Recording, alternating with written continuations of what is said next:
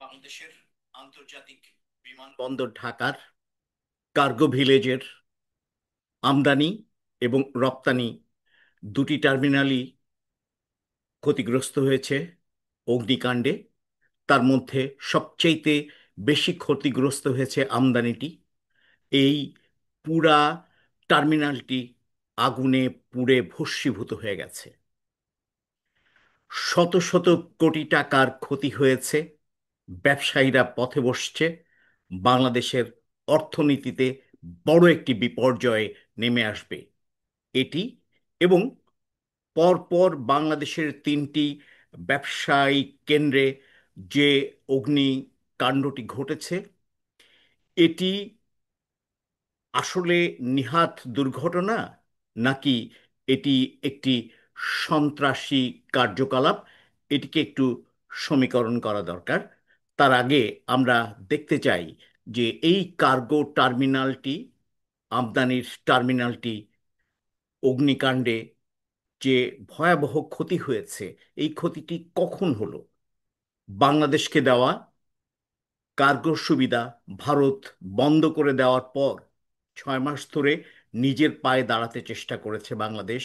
Cargo facilities তাকে সুন্দর করে পরিচালনার মতো একটি জায়গাতে যখন আসতে শুরু করেছে, ঠিক সেই সময় বাংলাদেশের কার্গো ভিলেজে অগ্নিকাণ্ডটি ঘটেছে। এটি মোটেই কোনো দুর্ঘটনা নয়, এটি মোটেই কোনো অগ্নিকাণ্ড নয়, এটি একটি নাশকতামূলক তৎপরতা, এমনটি বলছেন বিজ্ঞজন। কারণ মাত্র 5-6 দিনের ব্যবধানে বাংলাদেশের তিনটি স্থাপনায় অগ্নিকাণ্ড, একটিতে 16 জন মৃত্যুবরণ করেছে মিরপুরে, আপনারা জানেন। চট্টগ্রামের ইপিজেডের গার্মেন্টস ইন্ডাস্ট্রির অগ্নিকাণ্ডটিতে যে ক্ষতি হয়েছে দেশের ব্যবসা প্রতিষ্ঠানের মালিকের, এবং এই ক্ষতি প্রতিটি জনগণের পোহাতে হবে। বাংলাদেশের প্রতিটি মানুষের এই ক্ষতিটি পোহাতে হবে। পরপর এই তিনটি ঘটনার মধ্যে দিয়ে অভিজ্ঞজনরা মনে করছেন যে এটি নাশকতামূলক একটি তৎপরতা। কেন এটি বলছেন, আমরা সেই জায়গাতে যাব। তার আগে আমরা দেখতে চাই কার্গো ভিলেজে অগ্নিসংযোগটি ঘটেছে কিংবা ঘটানো হয়েছে, এটি হচ্ছে বাংলাদেশের বন্ধের দিন শনিবার দুপুর বেলায়। অগ্নিকাণ্ডটি ঘটেছে দুপুর 2টা 15 মিনিটে। তখন দেখা গেছে যে অগ্নি উৎপাতটি শুরু হয়েছে তিনটি ভিন্ন ভিন্ন জায়গা থেকে। অগ্নিকাণ্ডটি স্ফুলিঙ্গ উঠতে দেখা গেছে। প্রত্যক্ষদর্শী এমনটি বলেছেন যে তিনটি জায়গা থেকে অগ্নিকাণ্ডের সূত্রপাত হয়েছে। এটি একটি বড় প্রশ্ন, কেন তিনটি জায়গাতে একই সময় উৎস হবে। অগ্নিকাণ্ডের উৎস একটি টাইম, তিনটি ডিফারেন্ট প্লেস, এটা অ্যাবসার্ড একটি ব্যাপার। এটি একটি ঘটনা। আমরা দেখেছি অগ্নিকাণ্ডের সাথে সাথে ফায়ার ব্রিগেড, তাদেরকে কল করা হয়েছে। ভেতরে যারা ছিল তারা এসেছে। প্রত্যক্ষদর্শী আমাদেরকে যেটা জানিয়েছে সেটি হচ্ছে তারা এসেছে, তারা আলাপ আলোচনা করেছে, কিন্তু তখনও আগুন নেভানোর প্রচেষ্টা শুরু করেনি। অগ্নিকাণ্ডের জায়গাটিতে তখনও পানি মারা শুরু করেনি।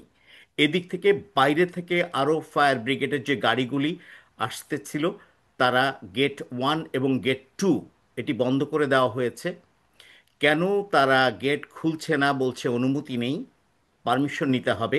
যারা ভিতরে এসেছে ফায়ার ব্রিগেড, তারা বলছে পারমিশন না নিয়ে আমরা কাজ শুরু করতে পারছি না, পর্যাপ্ত পানি নেই, ইত্যাদি ইত্যাদি। ভাবুন, একটি দেশের অত্যন্ত সংবেদনশীল যে জায়গাটি, সেটি হচ্ছে একটি এয়ারপোর্ট, যেখানে গোয়েন্দা তৎপরতা থাকা উচিত বিভিন্ন স্তরে, বিভিন্নভাবে, বিভিন্ন বেশে। সেখানে গোয়েন্দা তৎপরতা যদি থাকতো, তাহলে এই নাশকতামূলক কর্মকাণ্ডটি ঘটতে পারে না।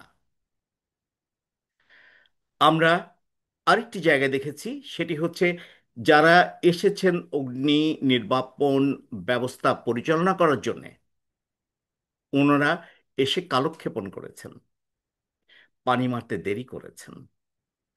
তাহলে প্রত্যক্ষদর্শীরা বলছেন যে যদি তারা তাৎক্ষণিকভাবে পানি মারাটা শুরু করে, তাহলে অগ্নিকাণ্ডের ভয়াবহতা এতটা হতো না, ক্ষয়ক্ষতির পরিমাণ এতটা বৃদ্ধি পেত না। তাহলে আমরা বুঝতে পারছি যে এখানে ফায়ার ব্রিগেডের একটি গাফিলতি থাকতে পারে। এটাকে আহ, দেখা উচিত, সরকারের সংশ্লিষ্ট বিভাগ নিশ্চয়ই এটিকে ইনভেস্টিগেশন করবেন।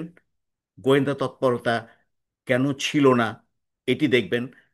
ফায়ার ব্রিগেডের আরেকটি ব্যাপার হচ্ছে যে বিমানবন্দরে প্রতিটি প্লেন ওঠা এবং নামার সময় ফায়ার ব্রিগেডকে অতন্ত্র প্রহরীর মতো রেডি থাকতে হয়। যে কোনো সময় যে কোনো দুর্ঘটনার মোকাবেলা করতে হতে পারে।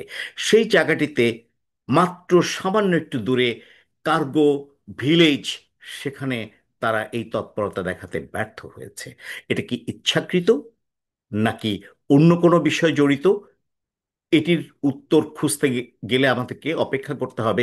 যদি নিরপেক্ষ, বিশ্বাসযোগ্য, সুষ্ঠু তদন্ত হয়, যদি তদন্ত কর্মকর্তা প্রকৃত অর্থে দেশপ্রেমিক হন, তবেই কেবল এটি আমরা দেখতে পাব, নতুবা এটি আমরা দেখতে পাব না। কারণ এত বড় একটি ঘটনা, এমন স্পর্শকাতর একটি জায়গাতে তারা দেরি করে অগ্নি কাণ্ডটার মোকাবেলা করেছেন, 7 ঘন্টা পরে আয়ত্তে এনেছেন আগুন। এটি আসলেই একটি একটি একটি দুঃখজনক ব্যাপার। আরেকটি প্রশ্ন হচ্ছে যে এই জায়গাতে অগ্নি নির্বাপক ব্যবস্থা থাকার কথা ছিল, কিন্তু যেটি দেখতে পাওয়া গেছে সেই ব্যবস্থাটা সেখানে ছিল না। কেন ছিল না? এ দায় কার? এ দায়িত্ব কার? কে দায়িত্ব অবহেলা করেছে? আমরা এই বিষয়গুলিকে একটু সমীকরণ করলে আমরা বুঝতে পারি যে এটি মোটেই মোটেই কোনো দুর্ঘটনা নয়, দুর্ঘটনা ঘটানো হয়েছে। 3 দিনের ব্যবধানে, 4 দিনের, 5 দিনের ব্যবধানে তিনটি জায়গাটিতে এই তৎপরতা চলেছে। দেখুন, ফায়ার ব্রিগেডের সাবেক মহাপরিচালক বিস্ময় প্রকাশ করে বলেছেন যে না, এত সময় লাগার কথা না, কাজ শুরু করতে এত দেরি হওয়ার কথা না। কেন এটি হলো? এর জবাব কে দিবে? আগুনের সূত্রপাত সম্পর্কে তারা এখনো কোনো আইডিয়া দিতে পারছে না, কোত্থেকে সূত্রপাত হলো। মানে প্রতিটি জায়গাতে ব্যর্থতা বোঝাই, প্রতিটি জায়গাতে ব্যর্থতার ব্যর্থতার একটি ছাপ রয়ে গেছে। আমরা যদি বলি যে কেন এটি আহ, নাশকতামূলক, দেখেন এর পিছনে 4-5টি মূল কারণ রয়েছে। একটি হচ্ছে দেশের অর্থনৈতিক অবস্থাকে পঙ্গু করে দিতে এই তৎপরতা।